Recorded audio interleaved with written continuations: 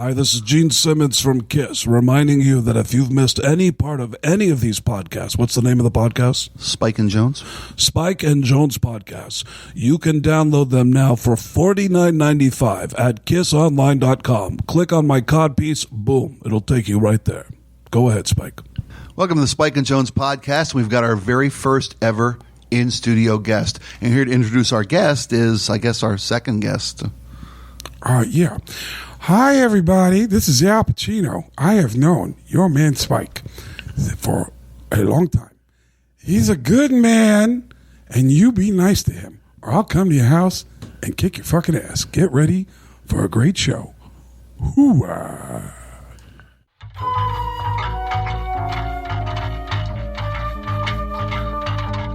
Back in August of 2017, I had a podcast with radio legend Spike O'Neill. Because Spike is responsible for Twisted Tunes and, well, being the right-hand man of right-hand men regarding the Bob Rivers Show for the last 25 years, Spike has a lot of influence. One of his oldest friends is Craig Gass, the comedian and celebrity impersonator. Craig was in town in 2017 on a publicity tour, as well as traveling to see his favorite team, the Seattle Mariners, play some baseball. We were able to snag him for an interview, and, well, this podcast, whatever you want to call it, is what came of it. It's raw, dirty, and honestly, quite challenging. I also wouldn't ask him to be anyone else but himself. I know this show isn't a rockstar superhero show, but I just couldn't resist going back in the archives and getting this out to those of you that never heard it the first time. With that, welcome Craig Gass and my buddy Spike O'Neill, sort of, to the Rockstar Superhero Podcast.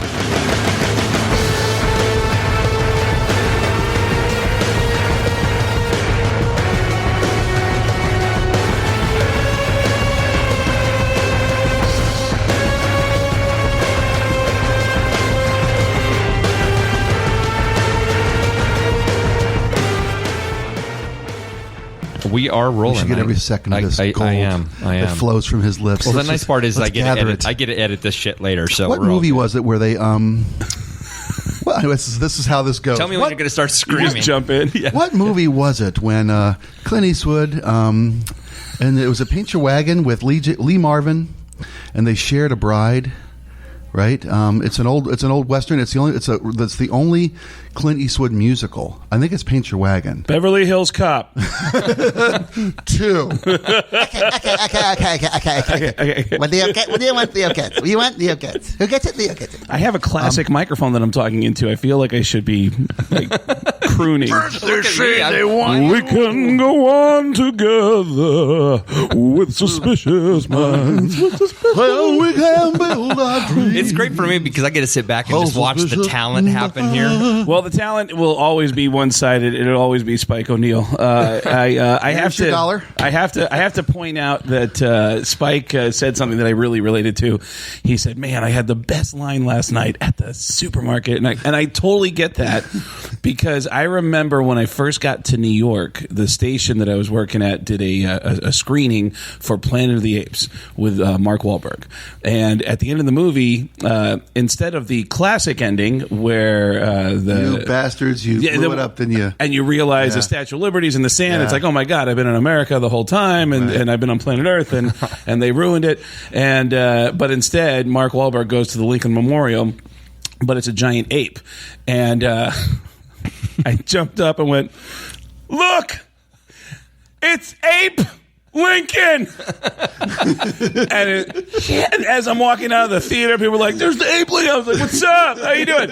I actually called friends of mine on the West Coast and said, "Dude, are you going to the movie? Okay, you got to say this. I'm going to ruin it, but you got to say this. You'll be a hero. You'll be a hero, please. You'll be the most. You'll totally get laid from this." It's like, but yeah, I totally related to having that ultimate line. It's like a Rocky Horror moment, right? Where you're spinning the screen. So, can I give my history here? Yeah. Well, can we introduce you first? Sure, go ahead. You do it, Spike. I'm just I don't know who he is. I thought you let him in. Straight man in the world. First off, the Spike and Jones podcast. First off, the Spike and Jones podcast, which is entering its, 7th, 8th, 9th month? Yeah. Our third trimester? Yeah. You know, we're almost which is entering its 7th episode. We're crowning. We're crowning, right. Our water broke. We are having our first real live in studio guest. Yeah. It's amazing. really? Yeah, I swear. Oh, wow. 1,000 people said no. You were our 1,001st choice. I swear.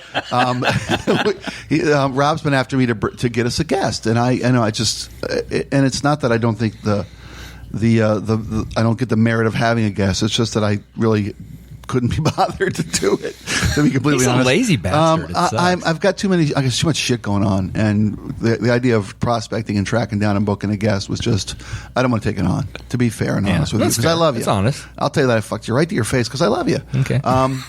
Well, but when our guest came to town, and I said, hey, let's have this gentleman in as a studio guest. He's in town for a week. He's got some extra moments, and we made our schedule work to get you in here. Craig Gass, yes, is a comedian who got his start in local radio in some small podunk town in the Northwest, the Lewis and Clark of radio, the great Pacific Northwest. Craig Gass has gone on to become a multimedia international star of note, with accolades and credentials that would be too long for us to list in this podcast. But the most important thing, Craig Gass is a very dear friend of mine who I care about to the ends of the earth. That's awesome. So there could be no one more appropriate, deserving, and fitting to be the first guest of this podcast than Craig Gass. I have been paying my mom's bills for 17 years now, and there's a couple of lucky pieces that fell into place that put me here, and Spike is the first piece. It's awesome. Spike and Bob Rivers were just happened to be the show. I moved to Seattle from Arizona. I needed a new life, and I think I wanted to get into stand-up comedy. I thought I was funny, and I would tell people and then Tucson is such a small town. It wasn't going to work in Arizona because everybody knew each other, and I started hearing a lot of hey, Craig's going to be a comedian. He says, hey, Craig, come on, man, what do you think? And, and it was like, oh man, people knew me too well, and they couldn't see me for the dream that I had, and so I moved to Seattle. Had no idea how great of a comedy scene I was coming to when I moved here in '93, and driving the U-Haul without any radio reception for 20 plus hours, without being able to find anything for this long haul. A place we call Oregon. Yeah, we finally start getting close to the city of Seattle, and I said, "Hey, put on the radio. There's got to be something. We got to be able to pick up something, a cool station. There's got to be something." And we start going through the dial. And we hear a familiar riff. American Woman. You hear that familiar. Oh, turn that up. And then the vocals kicked in. Inflatable Woman. And I went, what? Wait, much inside. What? Yeah, and I went, inflatable woman. She's my blow up bride. Picked her up at a discount store. Took her home and threw her on the floor. How do you remember all that shit? I wrote that shit. He wrote it. I know, but it was 20 years ago. How do you remember it? But it sounded pitch perfect, but we were in a bizarro land for 3 minutes going, what the fuck was that? Yeah. And then at the end of it said, Twisted Tunes with Bob Rivers in the morning, Twisted Radio. And I went, what the hell is that? And I was like, what station is that? We got to find that. And I started listening to the show, and I just thought, God, those guys are really funny. And then I called in one day, and I started doing stuff with the show, unaware of how large of a footprint these guys had left in the radio industry. And they brought me into a radio convention every year, a morning radio show convention called Boot Camp, and it just kind of went on from there. But and for us as a morning show, we have listeners try to engage all the time. Yeah. People constantly trying to show off and join the show, which is great. Are you familiar with the Dracula concept? Yeah. Okay, so we're four dried up vampires in a room, and here comes this fresh, blood filled little vessel, right, of virginal soul of pure genius, right?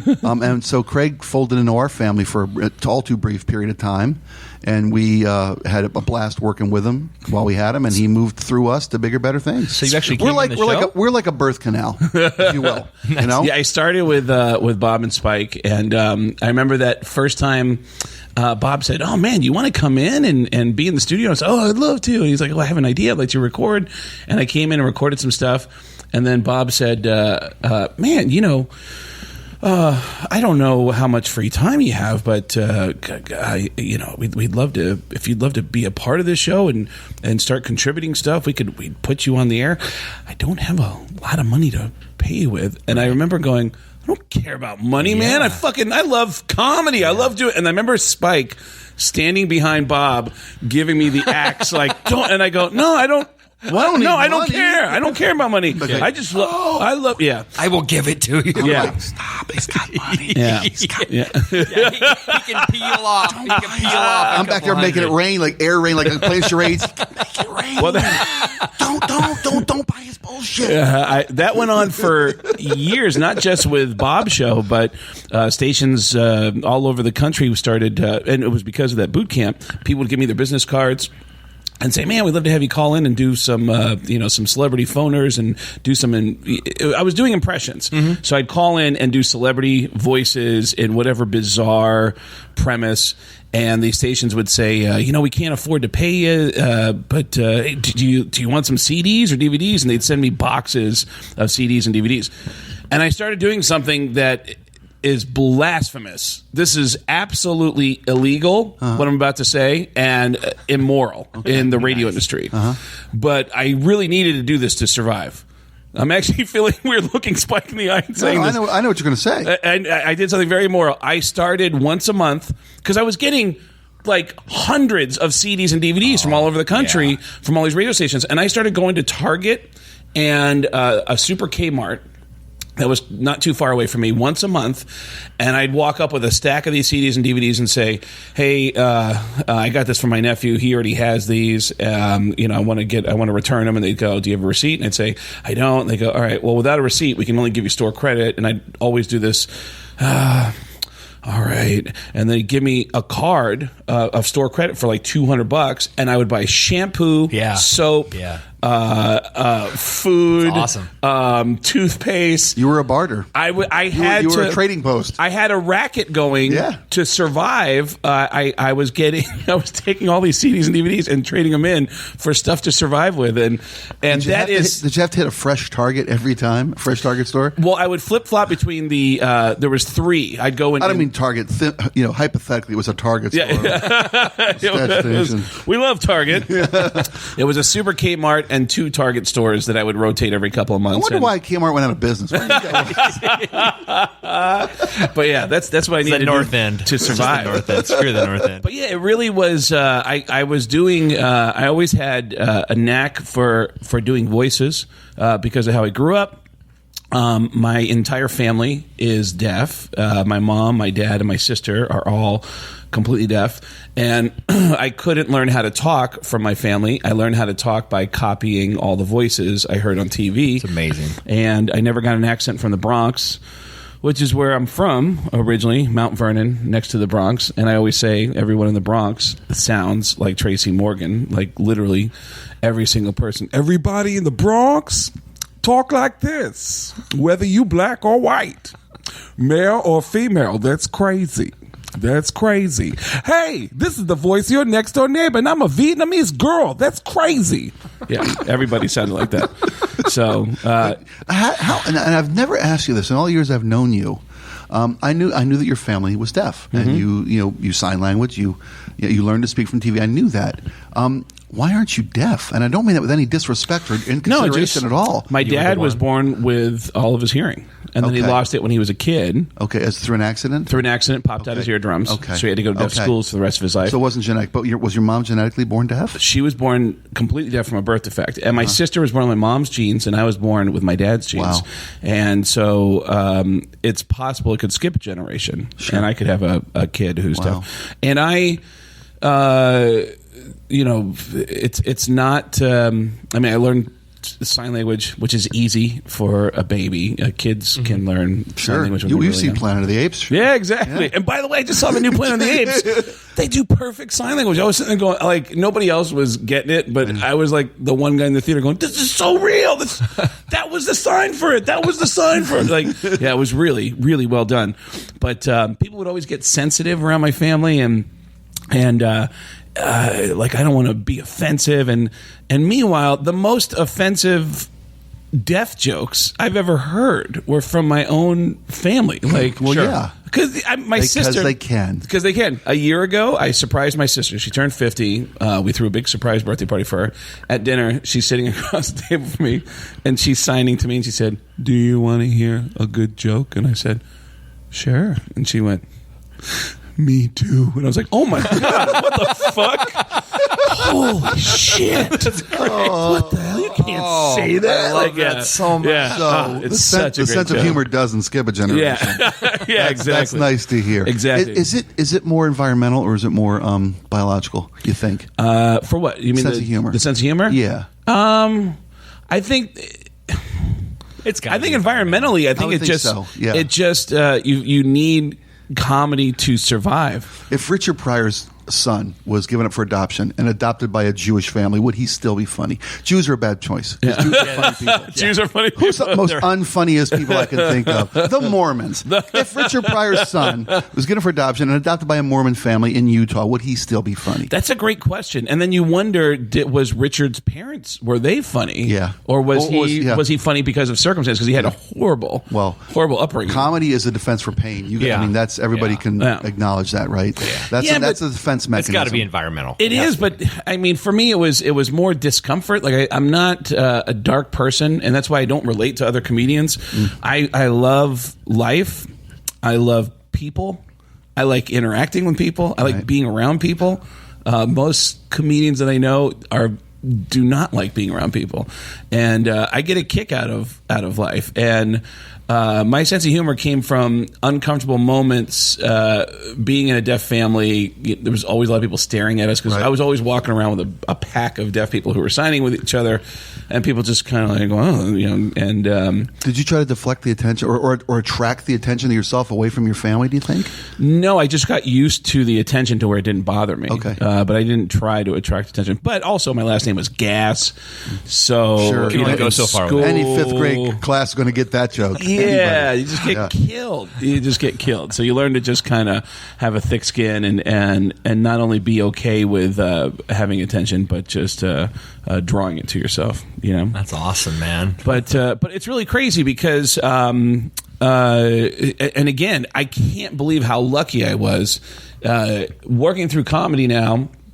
I assume that every station in the country must have a Spike in it. Like everyone's got a guy who's super creative, right? Everyone's got nobody has a guy like Spike in the building.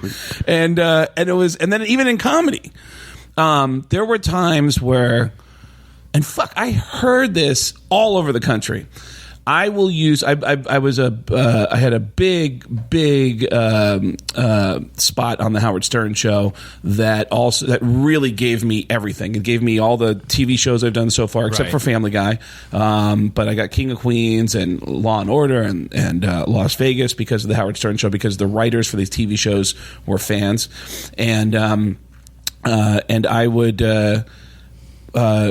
But I never met anyone who was as quick as Spike. I would come to him and go, "Hey, Spike," because I had a weird thing about pitching it to Bob. I felt like Bob would steal it and make money off of it. No, yeah, I'm would she? Say it out loud. Shit. Can you edit that out? No. I'd go to Spike and I'd go because Spike was genuinely. I'm not saying that Bob wasn't supportive, but Spike treated me like a human being, yeah, and which very few people have in my life. It's not a Bob thing. It's a.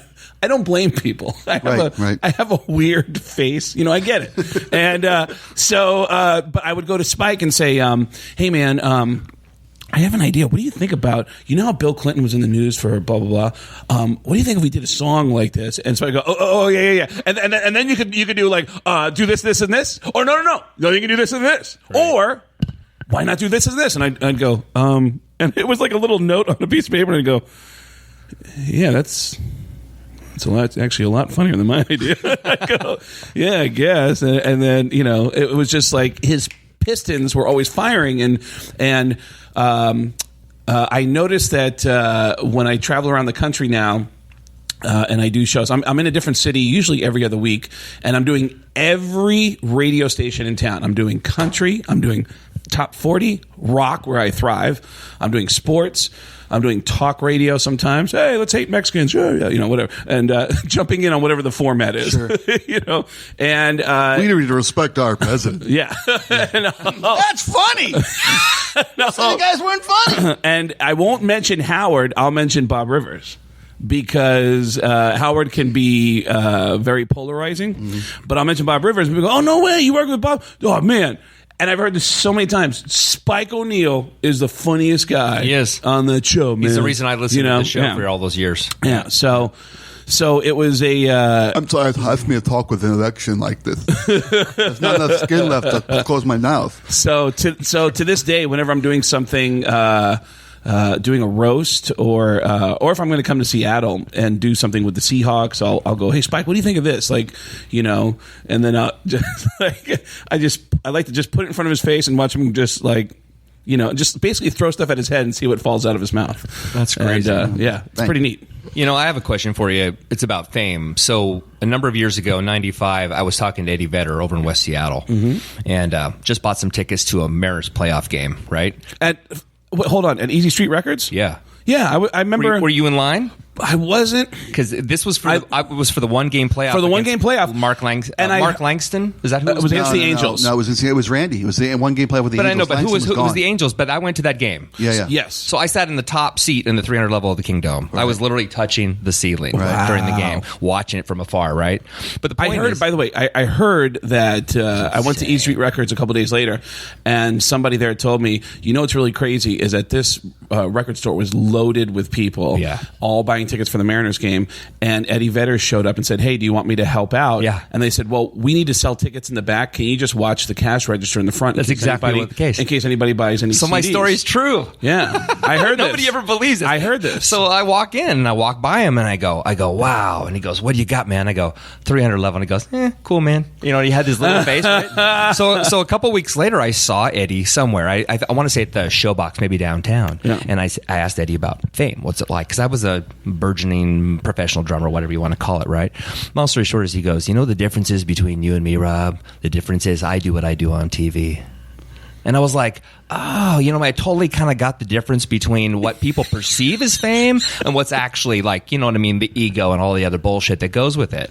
So what's it like for you now that you are, quote unquote, famous, right? You've jumped into a second echelon from being kind of a local guy, a local celebrity, a local voice, to being somebody that has been on, the Gene Simmons roast, for example, right? Where saw you there. It's not a level of fame where I get recognized all the time. My name actually is more known than my face is. That makes sense. I've talked to people on flights where I'll mention that I'm a stand-up comedian, and they'll say, "Hey, what's your name?" And I go, "Craig." "Craig what?" "Craig Gass." And they'll go, "Oh, you're Craig," and so that's handy though. Like when you have to go get syphilis looked at or something, you don't know your face. The HIPAA secrecy thing. That's good. But I did notice when things first hit on the Howard Stern show, I did notice a shift in my life that was happening. That actually took me a while to adjust to. I had bad drug addiction. Really? Most of my life. Yeah. I've been clean for 12 and a half years now. Congrats, but I had a bad drug addiction that escalated with the attention because of the insecurities and how I was made up psychologically. I wanted to somehow even everything out. I wasn't worthy of whatever was starting to happen. Plus, couple that with the fuel on that fire. That is people who wanted to get close to you because of what you did and who you worked with and where you were. Well, I can get you drugs. That's what I mean. Absolutely. Right? I mean, that's because to them that's their connection to the big world, the big time. I gave Craig Gass some cocaine. Right. I have a friend right now who is dying of a drug addiction, who is a stand-up comedian that everybody loves. He's dying. But there are people is it Tim Allen? whose only access. Please, I was hoping it was Tim Allen. It's Jerry Lewis, okay? It's Jerry Lewis. And he's an asshole. He's an asshole. Keep your head up. I love the blow. But people, their only access to the guy is being able to give him drugs. So there's people who are aware of what kind of shape he's in, and they're still showing up to give him drugs. But I started. I'm the opposite of. I have friends who are really successful who will go out of their way to not be recognized or bothered by people. But I am the guy that anytime somebody comes up and goes, "Hey, are you the guy who was on the I was dude, you're awesome. Hold on." And I'm broken up now. I would grab my ex. We just broke up, but I'd grab my ex and go, "Babe, get over here. Wait, say that again. What do we say? Tell her babe, look, he says I'm cool. Go ahead. Tell him I'm cool." You're asking them to shoot a selfie with you. Dude, I'm telling you, I have talked to people till it's gotten to the point where they go, "Okay, we have to leave." And I go, "But dude, you want to?" They'll go, "Yeah, but we got to go." There's a guy in my apartment building in L.A. who said, "Craig Guest, what are you doing here?" And I go, "I fucking live here, man. What's up?" And I go, "Hold on." And I open the door and I go, "Babe, get out here. This guy knows me." Yeah. And meanwhile, like an idiot, I'm on the road all the time and I'm telling him, "I live right here. There's all my stuff's right here. I'll see you, man." And I'll be in Phoenix for a month. We're about the same size. I'm sleeping in Craig Gass's bed right now. Doing a Facebook Live. Yeah, Facebook Live. Masturbating on Craig Gass's pillow. Yeah. This is so great. Yeah, it hasn't gotten to any level where it feels that crazy, right? But there are waves where you go like, "Oh my god, this is kind of neat," It's like, but it's never what you think it's going to be. Yeah. When people always want to talk to you, I notice that there's moments where I'll think like, "Oh my god, there's a really nice girl that's walking by that says, 'Hey, great show,' and you go, 'Thanks.' And then a guy will jump in between and go, 'Hey, man, I love you. I love it. Can I tell you something?' And you're watching the girl walk away like, I was actually hoping to talk to her about it. Thanks a lot there, and then Cletus. he pukes on your shoes. Yeah. But it's never. I have not gotten to a level where anyone would, I think, call it. You don't have to wear sunglasses to not be seen. Yeah. And I'm always happy to be recognized for anything. I genuinely am. I get really excited to talk to people. So it's always fun. Although I will say that it used to be flying, because I fly a couple times a week, and it used to be that when I would fly, the person next to me goes, "Hey, what do you do for a living?" I'm like, "I'm a stand-up comedian. What's it like?" "It's awesome. You want to hear about it?" And I would love to talk about it. But now, and I fly enough that I always get upgrades for free. Yeah. So I'm always sitting in a nice seat, and the person next to me says, "What do you do for a living?" I always look at them and go, "I'm unemployed." Okay, and they don't say anything else. They leave me alone. So the truth is they don't. You can put yourself in airplane mode. You do. Yeah, exactly. See, that's where the smarts come in. Exactly. Man. That is the truth. Wow. That is the truth.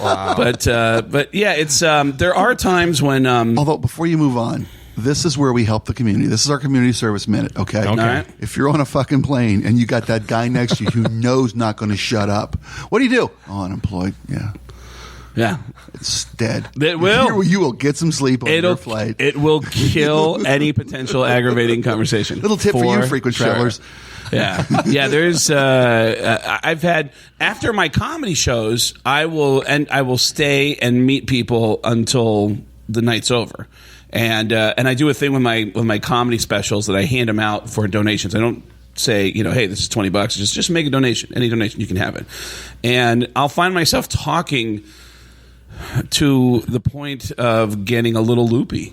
And I did a show a couple months ago where I was talking to people for, I think, 2 hours after my show, and I was getting a little out of it, and this girl walks up to me at an awkward angle and said, "I'm sorry to interrupt.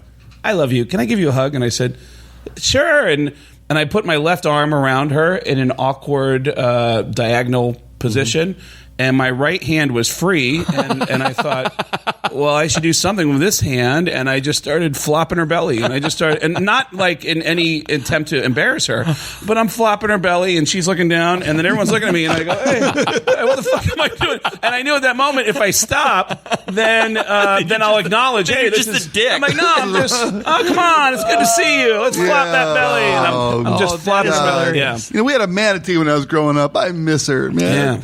Yeah, I wonder, like, do you, Spike? Do you ever, if you're in a hurry, you don't have much time, you got to get somewhere quick. Maybe it's urgent, and as you're going to where you need to go to, someone says, "Aren't you Spike O'Neill?"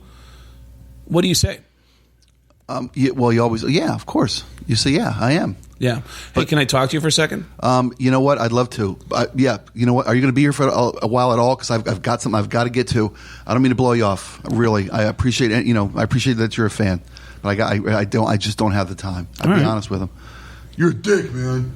You ever get that? No. Yeah, of course you do. Wow. Law of averages. Wow. You're going to get you're a dick. Wow, that's a good point. Law of averages. Guy pukes on your shoes, right? Yeah. Oh, fuck. That's Spike O'Neill's an asshole, man. Yeah. Fucking bitching about his shoes, man. Fucking bitch. I've been doing a podcast with Shaquille O'Neal, and I asked him a million questions, and I said, "What's the dumbest question anybody ever asked you?" And he says, "Am I Shaquille O'Neal?" And I go, "Really?" And I go, "What do you say?" And he goes, "Nope. I'm Muggsy Bogues." And I go, "What do you say your name is?" Tony. 7'2" guy. And you're like, you Shaquille O'Neal? Nope. I think people I think people recognize you're just a genuinely good guy, right? I mean, isn't that the difference? You're just a genuine guy. Yeah. I mean, it's almost to the point of embarrassment, I think. Like, that guy won't leave. We said hi to him, and he's hanging out. But I always wonder, do you have you developed a way to get rid of drunk people? Because you're especially with your band, you're around hammered people all the time. Do you have the air? Oh yeah. Do you have that moved down yet? Oh, wait, I'll be right back. No, where you're talking to somebody and you make eye contact and acknowledge somebody because you know they're coming. No, somebody who's not coming. Oh, okay. I mean, if you're already engaged. Yeah. Okay? I'm already in your tractor beam of intoxication. Yeah. Okay, and we're talking all of a sudden, but you look to the ghost over his shoulder. And you're like. You're like, oh yeah. Oh, that is good. One second. Right. You're like, one second. Hey, listen, man. I hate to stop this, but they need me. I got to get over here. So I appreciate. And there's nobody there. But how often? How often does the drunk person turn around and go, "Who are you looking at?" Over there, man. Can't you see it? There's got to be somebody. There's somebody way the fuck over there that could be doing this. Here's the one I've developed, and I've passed this along to other people who I think need it. I'll be in the middle of a normal conversation with a normal person, and then I'll hear or see out of my peripheral, I'll see this guy coming towards me, and I go, oh shit, here we go. And then, hey, sorry to interrupt. Can I tell you something, man? Dude. And then I suspend this conversation. I go, oh, right on. Oh, cool. Thank you. And then I'll let them talk until there's a reasonable pause. And then I go, cool. Hey, what's your name? Dave? Hey, Dave, I'm Craig. I shake their hand and I go, hey, man, thanks for coming down, man. It's nice to meet you. I'll see you next time. And I'll hit them on the shoulder and they go, even if they have more to say, they'll go, oh, thank you, man. Oh, yeah. Right on. Yeah. Right on. Thank you, Craig. And I go, thank you. And they'll walk away. Unless they're really hammered. Yeah. In which case, you might hear like, no, hold on, I'm not done. Seriously, you got to hear this. I'm not done. Yeah, then you're screwed. Yeah. But that's when you have to be able to puke on demand. Puke on their shoes. Puke on demand. Right on. Oh, God, I'm so sorry, man. God, I'm realizing I have so many questions for you now, Spike. Well, go ahead. How, like, in this time, because, I mean, it's an institution, everything that you guys created, you and Joe and Bob. And I wonder when you're interacting with people, like, did you have any stalkers? Not the good-looking kind. Yeah, well, it's never. I know, it's never. No, it's always. But didn't you also have male and female stalkers? Yeah, people who would show up at everything you do, and that's why that affects me. I don't care. I mean, because I can take care of myself, but it affects my family. My wife is so so careful. There are no pictures of my family on the internet. No pictures of Melissa. No pictures of the girls. None. There used to be. There used to be, but there's a reason. There's none. Well, no, nothing ever. We never had some moment. We never had some movie moment where we had the Ricochet moment or whatever. Yeah. But Melissa, we have the finest home security system sold on the face of the earth. Really? Yeah. There's no pictures of my family on the internet because you never know what the one thing you say is going to send somebody off the deep end. So the most innocuous, threw it away, didn't even think about it, was gone after I said it. Comment is what somebody lives with, and just like fucking motherfucker said that fucking toaster waffles are better than homemade waffles. What was the biggest surprise in your broadcasting career to this date, where somebody really was angry with you? Then you were like, for that? Yeah, I know, right? Probably the waffle thing. No, it's funny because we're living in the most target-rich political environment of our lives. Yeah. For comedy, we are living in the most target-rich environment ever, and you can't. It's a third fucking rail. You just can't. You can't because people.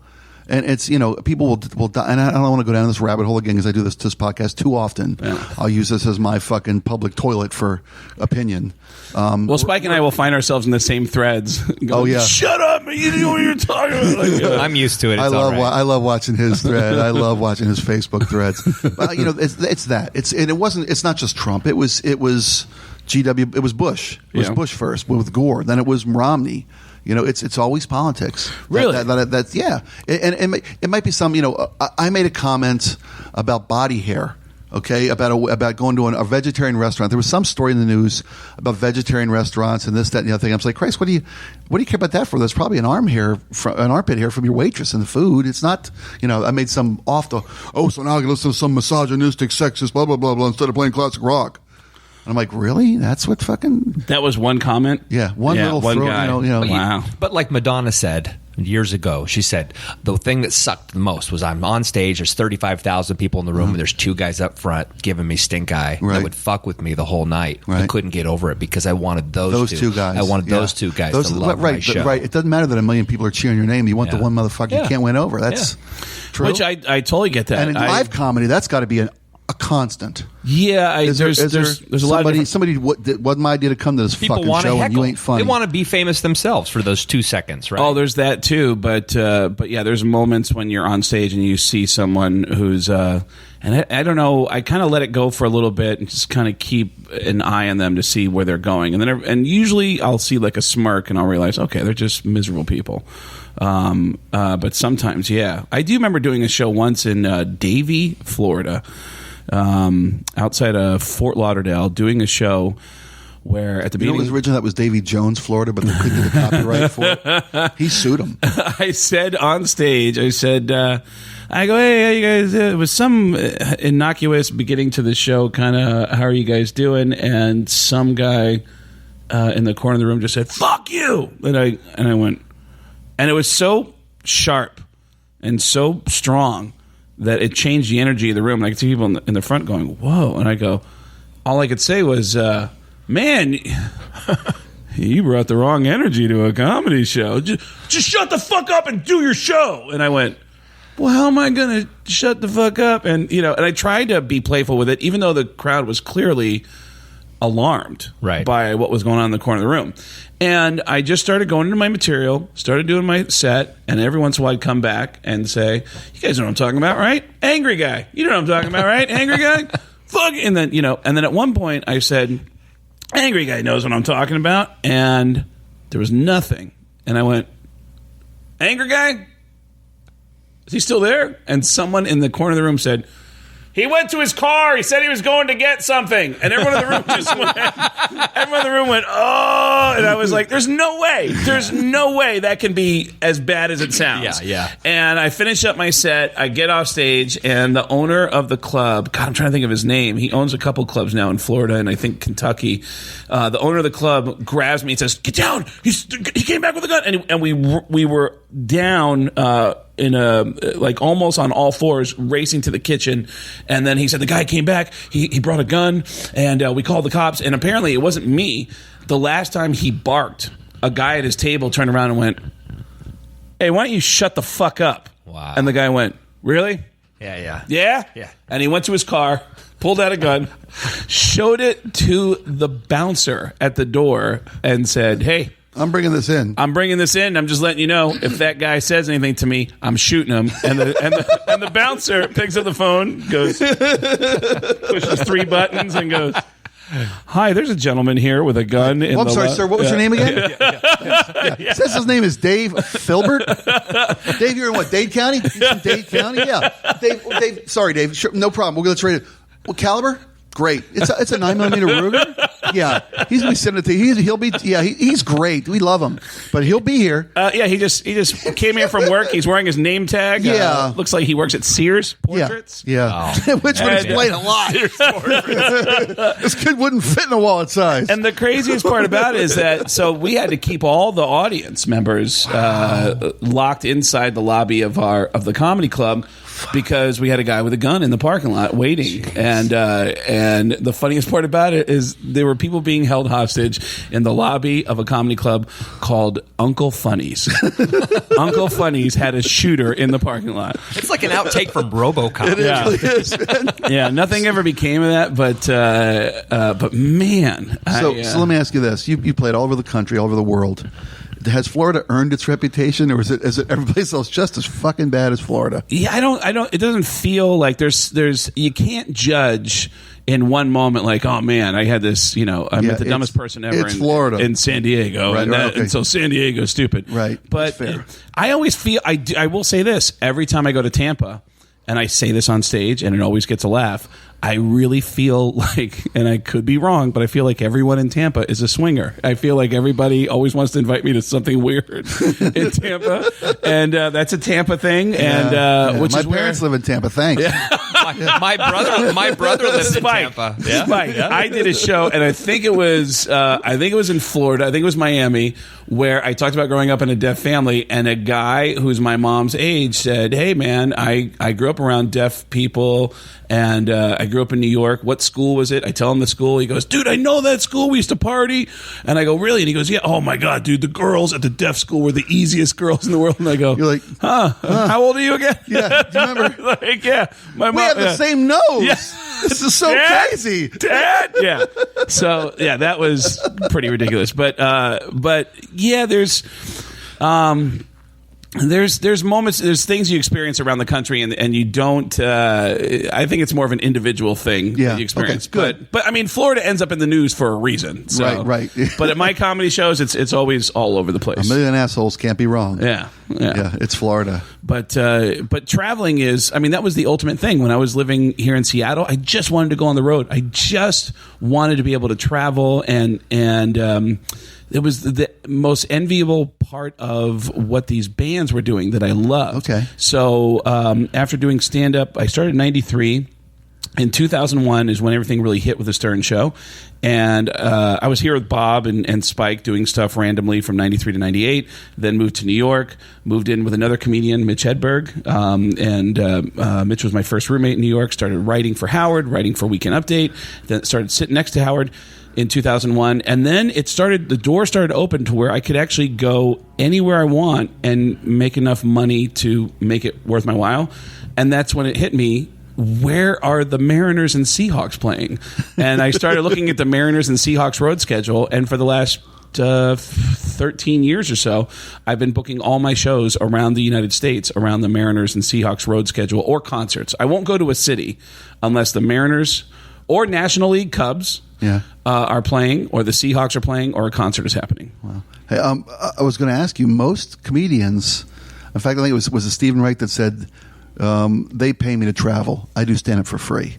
Traveling is the worst. It's what my work is traveling.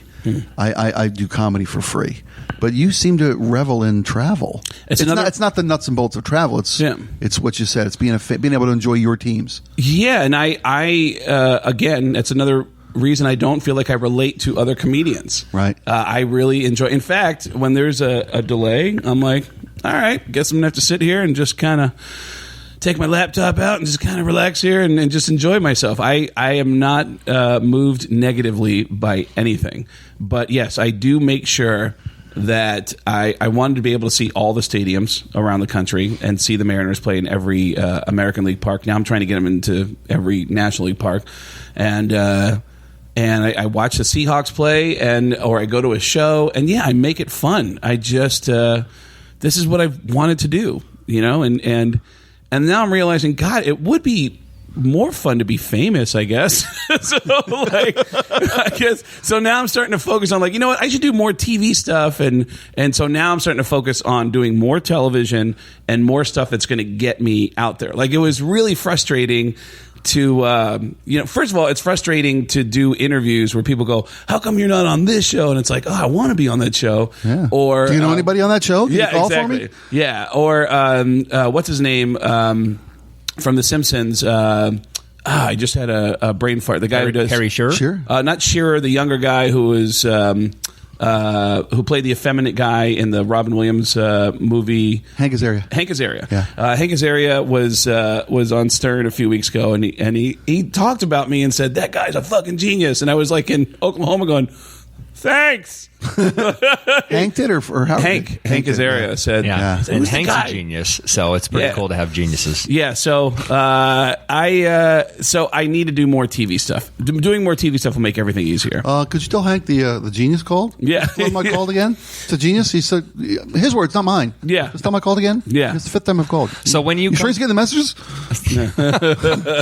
So you're playing the Neptune Theater here in the fall, is that correct? In December sometime? No, I'll be at. It looks like I'll be back at the Kirkland Performance Center in January. Okay. And again, Is that pending a playoff date? Well, I've been for the last 4 years. I've been performing in Seattle in the third weekend of January, just to be sure I'm here in case there might be something going on to check out. I don't say what it is, but in case there's something to check out. But it's weird to be a fan of a team that sucks for a long time, and to see them come together and be something as magical as this team has been. And being called a bandwagoner at that point, which I know you have been called that because we all get fucking called that. Yep. Being called a bandwagoner on a team that you truly love is worse than being accused of being a thief or an adulterer when you're innocent. Because I've always contended there's no worse feeling than being accused of theft or crime or being called a thief when you didn't do anything, or being called an adulterer when you haven't done anything. Yep. That's a horrible fucking feeling. Yep. But just as bad as being called a bandwagoner for I a team agree. that you've loved for your life. That nobody cared about.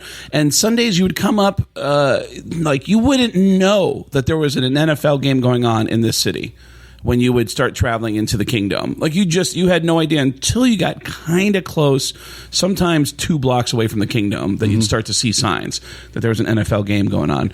This team was so sad for so long. I remember one game, and it was because the Mariners were playing the Orioles in the American League Championship Series. The Seahawks had a home game on that Sunday.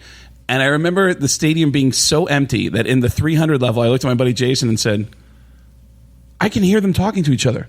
Can you hear that? You can actually hear the players. And in the 300 level, you could hear the Seahawks bouncing off the ceiling. You could hear them talking to each other and having conversations. It was. And they're saying I wouldn't be here either if they weren't paying me. I don't blame these people. I wouldn't be here. Yeah, I think the question that was being repeated was, how much time we got left? Let's get this over with. You guys going to McCrory's after this?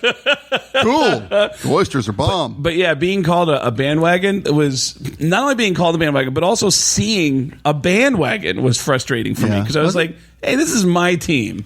Yeah. This was my little team. And what's weird about it is every year when the Seahawks eventually shit the bed, I would, as a football fan, I'd have to look around and go, I hope that team. Right. I really like that team because they're scrappy, and I know they're probably not going to go far, but I like that they're underdogs and they're still in it.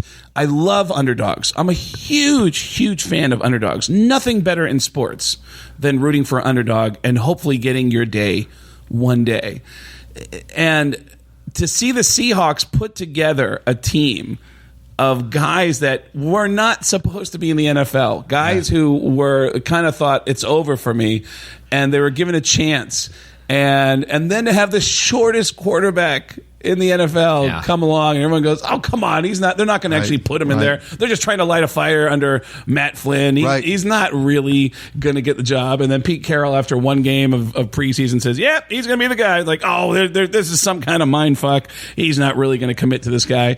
And to see this team become what it's become, it's a gift. It's a gift to have a scrappy bunch of guys.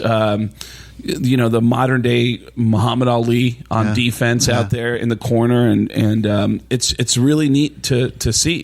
And we're living in a golden age for Seahawk fans. So I know Spike's got to get to the studio pretty quick here, but I actually have a question for you, if you don't mind. I know the story about Richard Belzer, leading you down the road of basically treating you like a trained monkey and having you do walking in front of walking, that whole thing. And Walken hated me. Right, and Walken hated you. Yeah. But do you mind sharing a little bit of that, like how that all came together, how that happened? Because I would love to hear it when I'm staring right at you. Belzer was a guest on the Howard Stern show and was incredibly complimentary to me and said, hey, would you... I might have even reached out to Spike for this. He said...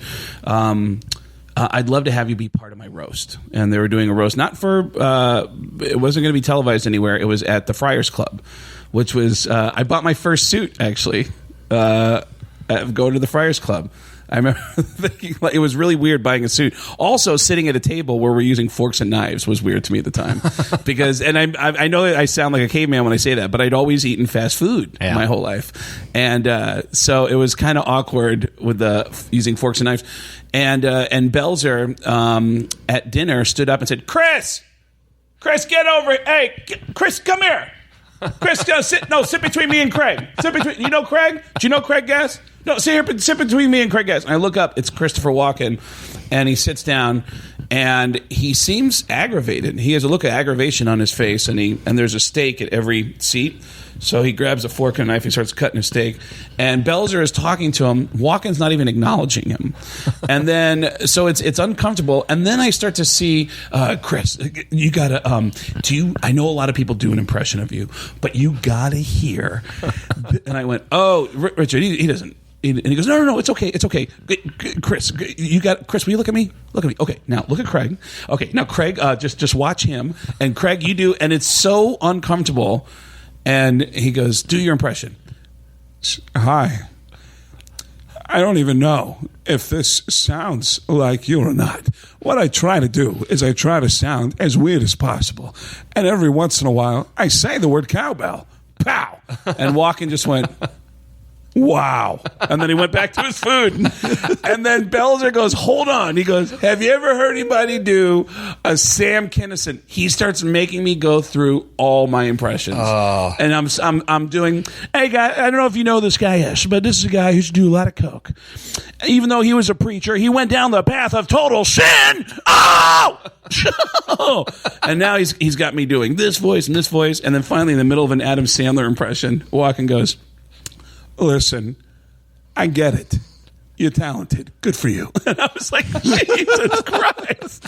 I'm not. It's not me. It's him. It's him. I literally was following Richard Belzer's completely misguided lead to follow him down that path of just burying a hole for myself. And now you're dead to Christopher Walken. And now I'm dead to Christopher Walken. Yeah, which was a bummer. Everyone who I've done an impression of has tried to meet me at some point, and it's always led to awkward moments. Another guy who does amazing impressions, Alec Baldwin. We worked together on the TV show Las Vegas, and I remember Alec Baldwin saying to me, do you ever do the impressions of the people you do impressions for? Do you ever walk up and say, hi, I do an impression of you. Would you like to hear it? And I said, no. You know what happens? They come to me and they say, hey, can I hear I heard you do an impression of me, and I'll do it for them. And then they feel weird about it. And he said, you know why? It's because you take a part of their soul. And I go, what? But I get that on some level, because has anyone ever done an impression of you, Spike? Oh, fuck no. No one's ever done an impression of you?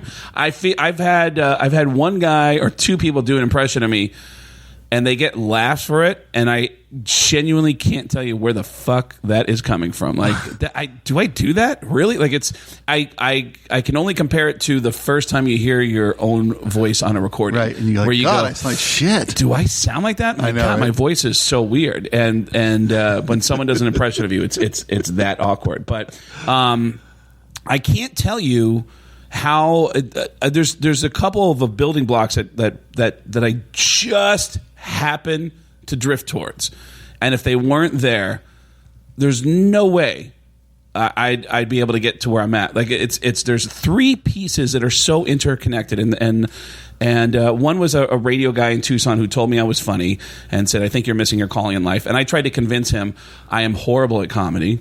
I tried to do an open mic once and I sucked at it. And he said, yeah, but hear me out. And he gave me a long pitch. Then there was Bob and Spike, and then there was Howard Stern and George Carlin. George Carlin was in the mix too. George, who I met when I was here, who was very helpful to me. And I met him when he did a show at the Temple Theater, and then we started a friendship. But to this day, one of the greatest radio things I've ever heard in my life, Spike did a character. I don't know if you still do the character. He did a character before Larry the Cable Guy ever showed up on the scene. He did a very Larry the Cable Guy kind of character. Yeah. And what was the name of the character? Billy Joe Ed Earl Bob Everhart. Joe Bob Everhart? Billy Joe Ed Earl Bob. BJWB. It's more like a list of suspects my mom was able to come up with. Everybody we have a picture that night, and those were the guys in the picture. Billy Joe Ed Earl Bob. This is the early. That's who I'm named after. This is the early '90s, and I still remember this as one of the. I did not see this coming. And it's one of the hardest moments I've ever laughed listening to radio. Bob Rivers had a contest every week where they gave away a mattress. You can win a free mattress from one of our advertisers if you call in with a relationship problem and let us work on your relationship problem, if I remember it correctly. And they said, okay, so we have Jeff from Kent on the phone. Jeff, what is your problem? And he said, well, my boyfriend and I have a problem, and that is that every week, and Bob says, well, hang on a second. He goes, just don't be silly here. And he goes, no, I'm not being silly. And he goes, he goes, are you messing with us? And he goes, no, I'm a homosexual. And he said, you are? Because you're on the air. And the guy says, no, I'm a homosexual. Spike jumps in. I can help out with this, Bob. Is it Jeff? Is it Jeff? Yeah. Jeff, let me ask you a question. It's 3rd down and 8. There's 3 seconds left on the clock. You're down by 5 points. Do you A, go for a field goal, B, Hail Mary, C, run, or D, whatever? And the guy goes, A. And he goes, that boy's a homosexual, Bob. No homosexual's going to go for a field goal no straight man will go for a field goal when you're down by 5. With 3 seconds to go. That was. I remember thinking, "What the fuck is he doing? Where is he going with this?" Like that simple declaration. That boy's a homosexual. He's a homosexual. You can go on. He's legit. That is the hardest I've ever laughed at a radio bit, and so anything that Spike ever wants, I will give him. So that's awesome, man. Yeah. I wanted was you to be here, so thank you. All right, thank you. My pleasure. Thank you. Can we do it again? I feel like we have so much more to talk about. We have barely got started.